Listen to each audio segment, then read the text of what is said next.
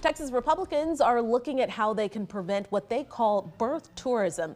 The push comes in the wake of last week's Supreme Court decision, which upheld that anyone born in the United States is entitled to citizenship regardless of their parents' immigration status. Thanks so much for joining us. I'm Jennifer Sanders. And I'm Daniel Marin. Many conservatives criticize the rulings, and now state lawmakers and Governor Greg Abbott are looking to clamp down on some of the ways non-citizens have children in Texas.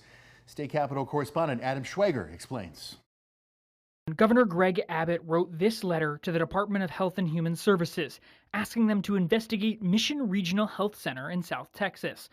Abbott alleges the hospital advertised birth packages, quote, in an apparent effort to profit from securing United States citizenship for their children. The investigation request came exactly a week after the Supreme Court of the United States confirmed that all people born in the United States are eligible for U.S. citizenship, a decision which Abbott criticized. But there's one state lawmaker who says Abbott needs to act faster and get lawmakers in this building right now. The governor immediately needs to call us back for a special session so that we can make a birth tourism a felony. Texas House member Brian Harrison said Abbott should also direct HHSC to refuse issuing birth certificates to people without U.S. identification. There is nothing in the United States Constitution that requires the state of Texas to use state tax dollars to direct state employees to create state documents and then hand them to illegal aliens. On Wednesday at the Texas Capitol, Republican senators also brought up unique citizen concerns regarding babies born to foreign parents.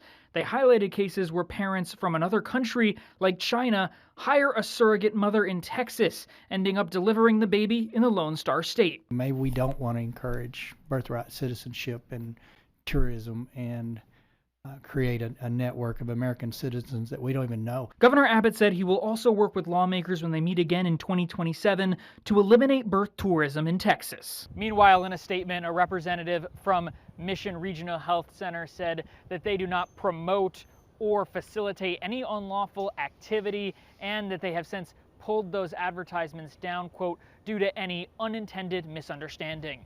In Austin, I'm Adam Schwager. And going in depth, the Department of State Health Services has faced litigation over denying birth certificates in the past. In 2015, 17 families sued the state for not accepting certain forms of Mexican and other Latin American ID for birth certificates. The case was settled behind closed doors, with Texas eventually accepting the documents.